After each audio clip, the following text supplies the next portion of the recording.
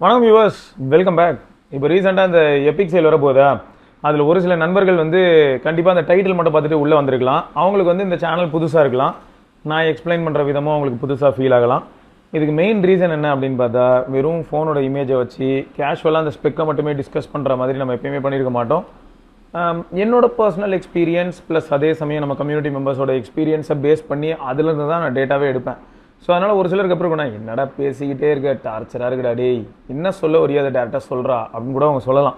But context ரொம்ப முக்கியம். இப்போ எக்ஸாம்பிளுக்கு சொன்னால் ஒரு சில கமெண்ட்ஸ் எடுத்திருக்கேன். அதுலேருந்து இந்த கமெண்ட்ஸ் வந்து ஏன் இப்போ எடுக்கிறேன் அப்படின்னா, இப்போ சுச்சுவேஷன் கரெக்டாக இன் ஃபேவர் ஆஃப் பீப்புள் யாரெல்லாம் வாங்கலாம்னு நினைக்கிறாங்களோ அவங்களுக்கு இப்போ வந்து மைண்ட் எப்படி இருக்குன்னா, வாங்கலாமா, இப்போ இதை வாங்கலாமா அப்படின்னு சொல்லியிருக்கோம் இல்லையா. சரி, அதுக்கு ஒரு கிளாரிட்டி கொடுக்கலான்னு தான். ஏன்னா பொதுவாக இப்போ நியூஸ் கவர் பண்ணும்போது, ஏன்னா கேஷுவலாக நியூஸ் தான் நம்ம ரெகுலராக கவர் பண்ணுறோம் அப்படின்னு பார்த்தாலும், அந்த நியூஸே பர்சனல் இன்ட்ரெஸ்ட்டை பேஸ் பண்ணி தான் நம்ம வந்து சூஸ் பண்ணுற மாதிரி இருக்கும். இப்போ எக்ஸாம்பிளுக்கு சொன்னால் ஒரே நாளில் ஏகப்பட்ட நியூஸ் இருக்கலாம். மெடிசன் ஃபீல்டில் இருக்கும், ஆட்டோ ஃபீல்டில் இருக்கும், டெக்கு அப்படின்னு சொன்னால் டெக்கு மட்டுமே அவ்வளோ ஒய்டு ஓப்பன் ஆகும். அதில் ஸ்மார்ட் ஃபோன்ஸ், அந்த ஸ்மார்ட் ஃபோன்ஸ்லேயே நம்ம ஒரு குறுகிய ஏரியாவில் தான் பார்த்துட்டு இருக்கோம்னு வச்சுக்கோங்களேன், அப்படி தான் இருக்கும். பட் இது வந்து இப்போதைக்கு ரெக்குவயர்மெண்ட் பேசிஸில் பார்க்கும்போது வெயிட்டேஜ் அதிகமாக இருக்கிறனால, அண்ட் இப்போ எல்லோரும் வாங்கலாம்னு நினைக்கிறனால இதுக்கு ஒரு ஆன்சர் வந்து இப்போ யூஸ்ஃபுல்லாக இருக்குமே அப்படின்னு சொல்லி தான் வச்சுக்கோங்களேன். அண்ட் திரும்பியும் சொல்கிறேன், புதுசாக வர நிறைய பேருக்கு எப்படி இருக்கும்னா, சில சமயங்கள் அந்த தலையும் புரியாமல் வாழும் புரியாமல் கான்டெக்ட் தெரியாமல் இருக்கும். திட்டலாம், எப்பயும் நடக்கிறது தான். அப்படி சிலர் திட்டும் போது நான் போய் செக் பண்ணி பார்ப்பேன். செக் பண்ணும்போது இதுதான் அவங்களோட ஃபஸ்ட்டு கமெண்ட்டாக இருக்கும். நம்மளால் எதுவுமே பண்ண முடியாது. அவங்களுக்கு இது கம்ப்ளீட்டாக நியூவாக இருக்கும். ஸோ அவங்ககிட்ட நான் பெரும்பாலும் என்ன கேட்டிருப்பேன் அப்படின்னு பார்த்தீங்கன்னா, என்ன ப்ராப்ளம்னு எக்ஸ்பிளைன் பண்ணுங்கள், நானும் புரிஞ்சுக்கிறேன். இன்கேஸ் நான் ஏதாவது மிஸ்டேக் பண்ணியிருந்தேன்னா நான் அதை மாற்றிக்கிறேன் அப்படின்னு சொல்லியிருப்பேன். பட் எப்பயுமே நேச்சர் ஆஃப் வீடியோ இப்படி தான், கான்வர்சேஷன் அண்ட் இந்த மாதிரி பேசுகிற மாதிரி தான் இருக்குது அப்படிங்கிறது ஒரு சிலருக்கு புதுசாக இருக்கலாம். அதுதான் வந்து இங்கே ப்ராப்ளமாக நான் பார்க்குறேன். ரைட்டுங்க, சரி, இப்போ நம்ம வந்து என்ன பண்ணுவோம். ஸோ ஃபஸ்ட் என்னென்னா, Cruz_control அப்படிங்கிற நண்பர் வந்து, you talk about OS and security update. Some apps won't run after years. If it is old, the update will stop in 1 or 2 years. I know you won't be that detailed in your video. அது கொஞ்சம் கஷ்டம் தான் bro. நீங்கள் சொன்னது வந்து 100% fact. ஏன்னு பார்த்தா, ரெட்மியில் 14 Pro Plus இந்த டீலில் நம்ம கவர் பண்ணியிருப்போம். 26,000 அந்த மாதிரியான பட்ஜெட்டில் 26 to 27 வந்து நீங்கள் ரெட்மி Note 14 Pro Plus வாங்கலாம்னு சொல்லியிருப்போம். ஆனால் அப்டேட் சைக்கிள்ஸ் அந்த ஃபோன் கொஞ்சம் பழசாயிடுச்சு. ஸோ பழசானதுனால இப்போ என்ன ஆகும்னா, லேட்டஸ்ட் மாடலுக்கு இருக்கிறத விட அதுக்கு வந்து அப்டேட் கம்மியாக தான் இருக்கும். ஸோ இந்த ப்ராப்ளம் கண்டிப்பாக எல்லா டிவைஸ் இடையிலையும் இருக்கும். ஆனால் இதில் ஒரு நல்ல விஷயம் சொல்லிட்டா, ஆண்ட்ராய்டில் என்றைக்குமே ஆண்ட்ராய்டில் அப்டேட் வந்து ஒரு பெரிய பிரச்சனையே வராது. ரொம்ப ரேர். நீங்கள் ரொம்பவே வந்து ஆஃபீஸ், இப்போ நீங்கள் வந்து கார்ப்பரேட்டில் ஒர்க் பண்ணுறீங்க, கார்ப்பரேட்டில் அவங்க அந்த சோகால்டு அப்ளிகேஷன், அவங்களோட அப்ளிகேஷனுக்கு ஒரு ரூல் வச்சுருக்காங்க. அந்த ரூல் என்ன அப்படின்னு பார்த்தா, ஆண்ட்ராய்டு வந்து பேசிக் ரெக்குவயர்மெண்ட் 16, iOS ரெக்குவயர்மெண்ட் 26 அப்படி வச்சாங்கன்னா மட்டும்தான் நமக்கு இந்த ப்ராப்ளம் வரும். ஸோ நீங்கள் எந்த என்வரான்மெண்ட்டில் ஒர்க் பண்ணுறீங்கிறத பேஸ் பண்ணி நீங்களே வந்து தெளிவாக டிவைஸ் சூஸ் பண்ணுற மாதிரி இருக்கும். ஸோ அதனால தான் இந்த இடத்துல எப்படி இருக்குன்னு பார்த்தா, ஆண்ட்ராய்டு தரப்பில் இன்னும் கூட ஆண்ட்ராய்டு 8 அதெல்லாம் சேஃபாக தான் இருக்குது. ஆண்ட்ராய்டு 8ல் majority of the applications work ஆகிட்டு தான் இருக்குது. ஒரு சில பேமெண்ட் அப்ளிகேஷன்ஸ், அதாவது பேங்கிங் அப்ளிகேஷன்ஸ், இதெல்லாம் மட்டும் செக்யூரிட்டி ரீசன்ஸ்னால, இல்லாட்டி கார்ப்பரேட்டில் ஒரு சில அப்ளிகேஷன்ஸ் எல்லாமே இதே மாதிரியான செக்யூரிட்டி ரீசன்ஸ்னால அவங்க ஃப்ரேம் பண்ணியிருக்கக்கூடிய அந்த ரூல்ஸ் கீழே வரும்போது ஒரு ஆண்ட்ராய்டு 12, ஆண்ட்ராய்டு 13 அப்படின்னு இருக்கலாம். பட் iOS-ஐ பொறுத்த வரைக்கும் எப்பயுமே நம்ம சொல்லியிருப்போம், இப்போ iOS 18 அதுவே பார்த்தீங்கன்னா அவுடேட்டட்னு சொல்லிடுவாங்க. எப்போன்னா iOS 27 வந்துருச்சு, எல்லா டிவைஸுமே ரோல் அவுட் ஆக ஆரம்பிச்சிருச்சு அப்படின்ன உடனே iOS 26 or 27 அப்படிங்கிற மாதிரி அவங்க ஸ்ட்ரெஸ் பண்ணுவாங்க. ஸோ இது ஃபேக்ட் தான் ப்ரோ. பட் கண்டிப்பாக இதை கன்சிடர் பண்ணி பேசுகிறது ரொம்ப நல்லது தான். நான் முயற்சி பண்ணுறேன் ப்ரோ. இதை ரிலேட்டடான டேட்டாவையும் எடுத்து அதையும் வச்சு கண்டிப்பாக பேசுகிறேன். எப்பயுமே என்ன ஒன்றா, ஃப்ளாக்ஷிப் ஃபோன்ஸ் பற்றி பேசும்போது கொஞ்சம் ஈஸியாக இருக்கும் ப்ரோ. ஏன்னா அது எப்போ வந்தது, எந்த வருஷம் வந்தது, அது எப்படிப்பட்ட ஒரு இம்பாக்டை ஏற்படுத்திச்சு அப்படிங்கிறது வந்து மைண்டில் ஓடிக்கிட்டே இருக்கும். ஸோ அதனால் அங்கே வந்து பெரிய அளவில் ப்ராப்ளம் நான் ஃபேஸ் பண்ணதில்லை. பட் இந்த என்ட்ரி லெவல் ஃபோன்ஸ் என்ன ஆகிடும்னா, நம்மளே அறியாமல் அதை நம்ம மறந்துடுவோம். இப்படி ஒரு ஃபோன் இருந்ததே மறந்து போகிற அளவுக்குலாம் இருக்க வாய்ப்பு இருக்குது. ஸோ அப்படி இருக்கும்போது இதில் அதோட அப்டேட் பாலிசி திடீர்னு பார்த்தா, மோட்டோரோலாலே எடுத்துக்கோங்க, எட்ஜி நியோ சீரிஸில் 15 நியோ பாருங்கள், 5 வருஷம் அப்டேட் இருக்கும். அடுத்து வேறு ஏதாவது நீங்கள் மாடல்ஸ் பார்ப்பீங்க, அதே மாதிரி நம்பர்ஸ்லேயும் அதே மாதிரி நியோ இல்லாட்டி வேறு ஏதாவது நேமோட வரக்கூடிய ஒரு சில டிவைஸ் பார்ப்பீங்க, 5 வருஷம் அப்டேட் இருக்காது. அதெல்லாம் ரொம்பவே கன்ஃபியூசிங்காக இருக்கும். ஸோ அதனால தான் இந்த அப்டேட்ஸை மென்ஷன் பண்ணுறது கொஞ்சம் எப்படி சொல்கிறது, கஷ்டமாக இருக்குது. பட் நான் முயற்சி பண்ணுறேன் ப்ரோ. எவ்வளோ அப்டேட்ஸ் இருக்குது, எவ்வளோ மேஜர் அப்டேட்ஸ், எவ்வளோ செக்யூரிட்டி பேட்ச். தேங்க்யூ ப்ரோ, நல்ல டேட்டா. அடுத்து கவின் என்ன சொல்லியிருக்காருன்னா, iPhone 16 Pro வாங்கலான்னு இருக்கேன் bro, before iPhone 18 Pro launch ஒர்த்தாக இருக்குமா அப்படின்னு கேட்டிருக்காரு. 16 Pro நானும் யூஸ் பண்ணேன். நீங்கள் வந்து ரொம்ப அதிகமாக ட்ராவல் பண்ணுவீங்க அப்படின்னா உங்களுக்கு பேட்டரி லைஃப் பத்தாமல் போகலாம். ப்ளஸ் நீங்கள் அதிகமாக வந்து வெளியில் மொபைல் டேட்டா யூஸ் பண்ணி அப்ளிகேஷன்ஸ் அதிகமாக யூஸ் பண்ணுவீங்க, அது வெயிலில் சுற்றிக்கிட்டு இருப்பீங்க அப்படின்னா உங்களுக்கு battery life as well as thermal issue இது வரதுக்கான பாசிபிலிட்டி இருக்குது. அதுவும் இப்போ இந்த வெதரில் கண்டிப்பாக இருக்குது. ஸோ அதையும் இந்த இடத்துல நான் சொல்லணும்னு நினச்சேன். ஏன்னு பார்த்தீங்கன்னா இந்த டிவைஸை பொறுத்த வரைக்கும் கையில் பிடிக்க கம்ஃபர்ட்டாக இருக்கட்டும், அந்த ப்ரீமியம்னஸாக இருக்கட்டும், அது கொடுக்கக்கூடிய ஃபீட்பேக்காக இருக்கட்டும், ஒரு ரெஸ்பான்ஸுக்கும் ஒரு ஃபீட்பேக் வரணும் இல்லையா, அதுவாக இருக்கட்டும். அப்புறம் பர்ஃபார்மன்ஸ் இதெல்லாமே நல்லாயிருக்கும் ப்ரோ. பட் தெர்மல் மேனேஜ்மெண்ட்டு கொஞ்சம் 16 Pro சீரீஸ் கஷ்டப்பட தான் செய்யுது. இதுக்கு முன்னாடியே நான் அதை ரிப்போர்ட் பண்ணியிருப்பேன். சப்போஸ் உங்களுக்கு பேட்டரி லைஃப் ரொம்ப முக்கியம் நினச்சா நீங்கள் 16 Pro Max போகலாம். இதில் இன்னொரு ட்விஸ்ட் என்னென்னா iOS 27 வந்ததுக்கப்புறம் நீங்கள் பார்த்துருப்பீங்க ஏஐ, ஆப்பிள் இன்டெலிஜென்ஸ், ஸோ சிரி ஏஐ, அது மட்டும் இல்லாமல் லோக்கல்லேயே ரன் ஆகக்கூடிய ஒரு சில ஏஐ ஃபீச்சர்ஸ், இதெல்லாமே 12 GB ரேம் இருக்கக்கூடிய ஐஃபோன் ஏர், ஐஃபோன் 17 Pro சீரீஸில் தான் ஒர்க் ஆகும். ஸோ அப்போ அந்த மாதிரி ஆன் டிவைஸ் ஏஐ மாதிரி ஒரு சில ஐடியாஸ் நீங்கள் வச்சுருக்கீங்கன்னா 16 Proவில் வேலை செய்யாது. பட் பெரும்பாலும் நிறைய பேர் வந்து அந்தளவுக்கு ஐடியா வச்சிருக்க மாட்டீங்க எனக்கு தெரியும். கேஷுவலான யூஸராக இருக்க போகிறீங்க, இல்லாட்டி iOS ஃபஸ்ட் டைம் எக்ஸ்பீரியன்ஸ் பண்ண போகிறீங்க அப்படின்னா 16 Pro should be good. But ஒரு பவர் பேங்க்கோ இல்லாட்டி பேசிக்காக ஒரு சார்ஜர் எப்பயுமே பேக்கில் வச்சிருக்கிறது நல்லது. அப்படி தான் இருக்கும் 16 Pro. ப்ளஸ் யூஸ்டு மார்க்கெட் வாங்க போகிறீங்க அப்படின்னா பேட்டரி மாற்றிருக்கிறது அஃபிஷியலாக மாற்றிருக்காங்களா இல்லையான்னு சொல்லிட்டு பார்ட்ஸ் அண்ட் ரிப்பேர் அதுக்குள்ளே போய் செக் பண்ணிக்கோங்க. ரெண்டாவது என்னென்னா பேட்டரி ஹெல்த் எவ்வளோ இருக்குன்றதையும் பார்த்துக்கோங்க. 90 கீழே இருந்தது, 85 இருந்ததுன்னா கொஞ்சம் பேட்டரி லைஃப் இன்னும் அடி வாங்கி இன்னும் கொஞ்சம் ஃபாஸ்ட்டாக ட்ரெயின் ஆகிற மாதிரி இருக்கும். அதையும் மைண்டில் வச்சுக்கோங்க. அடுத்து பிரவீன் ப்ரோ என்ன கேட்டிருக்காங்கன்னா விச் இஸ் அதாவது இதில் எதோ வாங்கலாம், S25 FEயா இல்லாட்டி S25 கேட்டிருக்காரு. இதில் கேமரா, ப்ரீமியம்னஸ்ஸு, காம்பேக்ட்னஸ்ஸு இப்படிலாம் யோசிச்சா S25 தான். ஸ்னாப்ட்ராகன் SoC வேணும் மோடம் ஆஸ்பெக்ட்ஸில். ஸோ இந்த மாதிரியான பாயிண்ட்ஸ் எல்லாமே S25 தான் ஃபேவர் பண்ணும். S25 FE எப்போ ஃபேவர் பண்ணோம் அப்படின்னு பார்த்தா பேட்டரி லைஃப், டிஸ்பிளே சைஸ், இந்த ரெண்டும் தான் பெரிய ப்ளஸ் பாயிண்ட்டாக அமைஞ்சிருக்கும் S25 FEக்கு. ஸோ உங்களோட ரெக்குவயர்மெண்ட் என்னென்னு நீங்கள் யோசிங்க ப்ரோ. நீங்கள் ஆன் ஸ்க்ரீன், அதாவது ஸ்க்ரீன் கன்சம்ஷன் அதிகம், பெரிய டிஸ்பிளே இருந்தால் எனக்கு நல்லாயிருக்கும் அப்படின்னு நினச்சிங்கன்னா அப்போ நீங்கள் வந்து S25 FE போயிடலாம். இல்லை ப்ரோ காம்பேக்டாக இருக்கணும், லைட் வெயிட்டாக இருக்கணும், ஃபோன் பேக்கெட்டில் இருக்கா இல்லையானே தெரியக்கூடாது, கம்ஃபர்ட்காக தான் வாங்குறேன், ப்ளஸ் ஸ்னாப்ட்ராகன் SoC இருந்தால் நல்லாயிருக்கும்னு நினைக்கிறேன், எங்கள் ஏரியாவில் கொஞ்சம் நெட்வொர்க் கோளாறும் இருக்குது, இப்படிலாம் யோசிச்சிங்கன்னா தென் S25 மேக்ஸ் மோர் சென்ஸ் ப்ரோ. ஸோ இந்த மாதிரி நீங்கள் சூஸ் பண்ணிக்கலாம். ஓகே. அண்ட் அடுத்து என்னென்னா அரவிந்த் குமார், ஃப்ளிப்கார்ட்டு டோன்ட் பை, அதான் Flipkart don't by in same rate offline store, இவன் பேச்சை கேட்டு ஆர்டர் பண்ண வேண்டாம். அதான் இவருக்கும் அதே தான் கேட்டிருக்கேன். இவர் இத்தனைக்கும் 4-5 கமெண்ட்லாம் போட்டிருக்காரு இதுக்கு முன்னாடியும். என்ன பிரச்சனை அப்படிங்கிறத சொல்லணும். சொன்னால் நம்ம என்ன பண்ணுவோம்னா அந்த குறிப்பிட்ட மாடல்ஸ் எல்லாம் வந்து நம்ம ஃப்ளிப்கார்ட்டில் வெரிஃபை பண்ணி செல்லர் கரெக்டான செல்லராக இல்லையான்றதை நான் இல்லைங்க நீங்களும் பார்ப்பீங்க. ஸோ அதனால் வந்து கொடுக்கக்கூடிய டேட்டாவை நீங்கள் கொஞ்சம் தெளிவாக கொடுங்க. கொடுத்தீங்கன்னா எனக்கும் யூஸ் ஆகும், மக்களுக்கும் யூஸ் ஆகும். நான் வந்து இப்போது போட்டிருந்த வீடியோ இப்போ எபிக் சேலு, சம்மர் சேல் இப்படிலாம் நான் போடுறேன் அப்படின்னா அதில் என்ன இருக்குன்னு தான் நான் போடுவேனே தவிர இதில் வாங்குங்கன்னு நான் என்றைக்குமே போட்டிருக்க மாட்டேன். இதுவே நீங்கள் இப்படி கேட்குறீங்கன்னு வைங்களேன், நத்திங் ஃபோனு, OnePlus ஃபோனு இதை பற்றி கேட்டிங்கன்னா அதை சார்ந்த டீட்டெயிலாக நான் எக்ஸ்ட்ராவாக சொல்லியிருப்பேன். இப்போ எப்படின்னா OnePlus வாங்குறதா இருந்தால், அதுவும் ஃபோன் வாங்குறதா இருந்தால் மறக்காமல் அமேசானில் மட்டும் வாங்குங்கன்னு சொல்லியிருப்பேன். ஏன்னா அதுதான் அஃபிஷியல் பார்ட்னர். அதை விட்டுட்டு நான் இதில் வாங்கினேன்னா என்ன ஆகும்னா எனக்கு ப்ராப்ளம் அதிகமாக வரதுக்கான வாய்ப்பு இருக்குது. இவன் OnePlus என்ன சொல்லுவான்னா வாரண்டி தர முடியாதுன்னு சொல்லுவான் ஃப்ளிப்கார்ட்டில் வாங்கினதுக்கு. பட் நத்திங்கை பொறுத்த வரைக்கும் ரீசெண்டாக நாங்கள் ஒரு கமெண்ட்ஸ் வீடியோவில் கூட சொல்லியிருப்போம். நத்திங் என்ன சொல்கிறாங்கன்னா வேலிடான பில் இருந்தால் கொடுப்பேன்னு சொன்னாங்க அப்படின்ற மாதிரியான ஒரு கமெண்ட்டை படித்தோம். பட் உங்ககிட்ட என்னோட ரெக்வஸ்ட் என்னவாக இருக்கும்னா நீங்களே நத்திங்கோட சப்போர்ட்டுக்கு கால் பண்ணி அந்த காலை ரெக்கார்டும் பண்ணிக்கோங்க உங்களோட சேஃப்டிக்காக.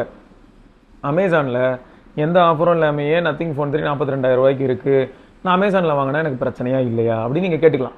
இப்போ அதுக்கான எவிடன்ஸும் உங்ககிட்ட இருக்குது. நத்திங்கோட கஸ்டமர் சப்போர்ட் தான் பேசியிருப்பாங்க.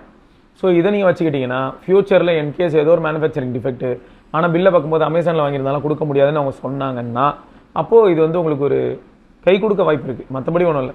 பட் அமேசானில் வாங்கி பிரச்சனை இல்லைன்னா எனக்கு ஹாப்பி தாங்க. நீங்கள் எங்கே வாங்கினாலும் பிரச்சனை இல்லைன்னா எனக்கு ஹாப்பி, ரொம்ப ஹாப்பி.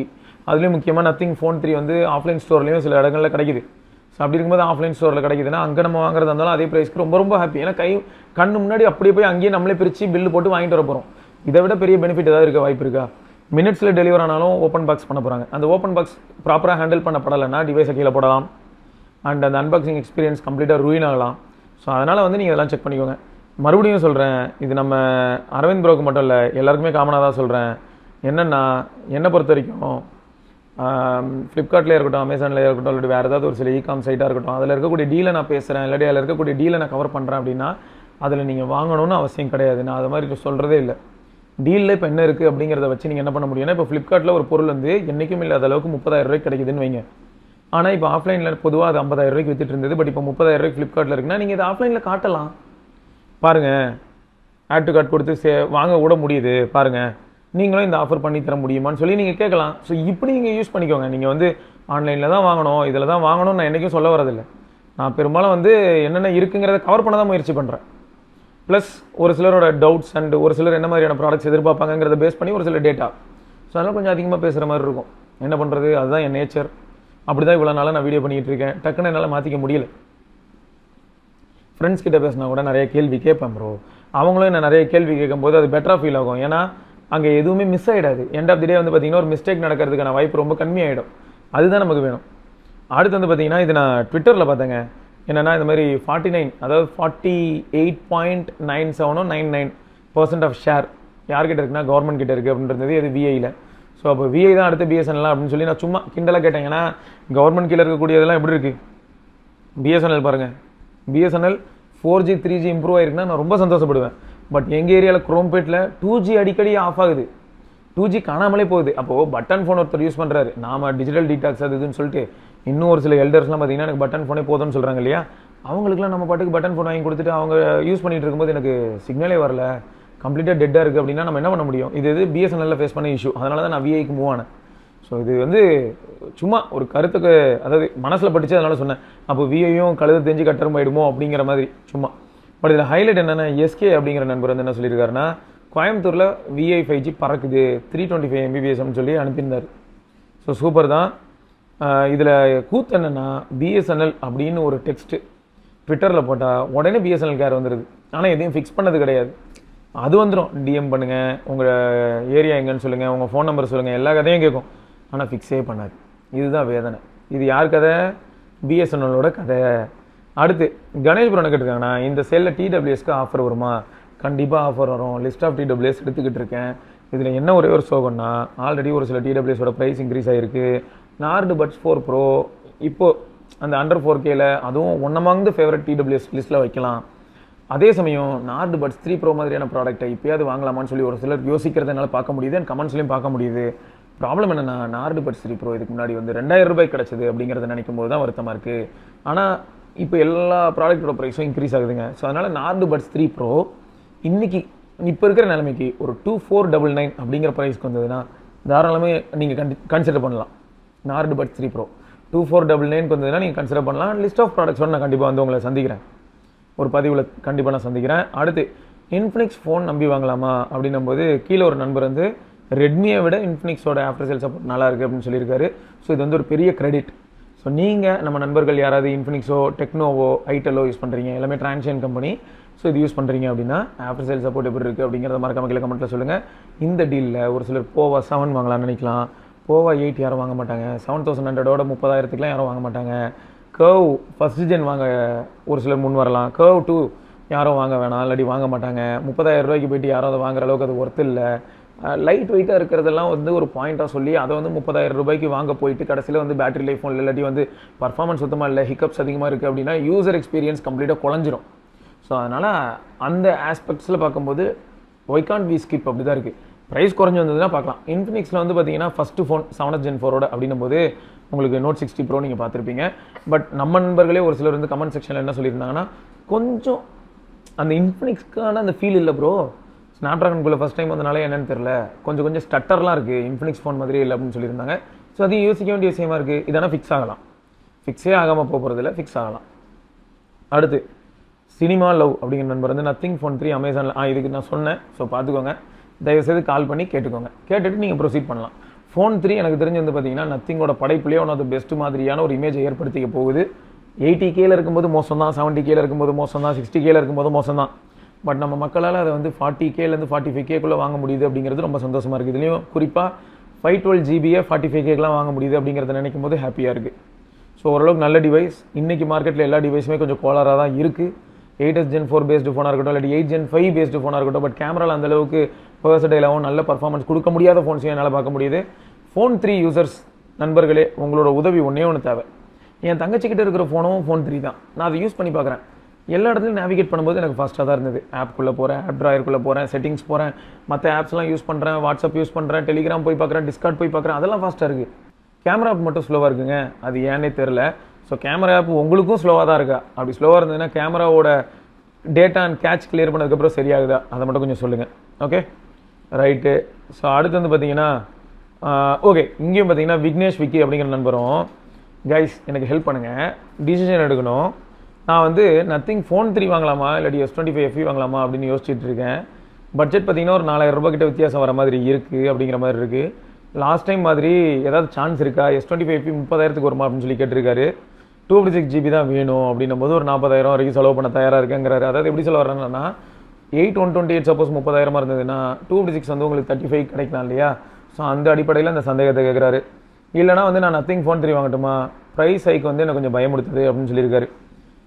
எனக்கு எப்படி இருக்குது அப்படின்னா, ப்ரைஸ் குறையலாம் குறையாமலும் போகலாம். யாருமே வந்து பிக்சலையும் S25 சீரிஸையும் இவ்வளோ தூரம் குறைஞ்சி இவ்வளோ கீழே வந்திருக்கும்னு எதிர்பார்த்துருக்க மாட்டாங்க. S25 57K கிடைக்குது. அண்ட் சில சமயங்களில் வந்து பார்த்தீங்கன்னா அதுக்கும் கீழே கம்மியாகவே கூப்பன்லாம் வச்சு கிடைக்குது. ஸோ இந்த மாதிரி கம்மியாகும்னு யாருமே எதிர்பார்த்துருக்க மாட்டீங்க. ஸோ நடக்கலாம், நடக்காமலும் போகலாம்.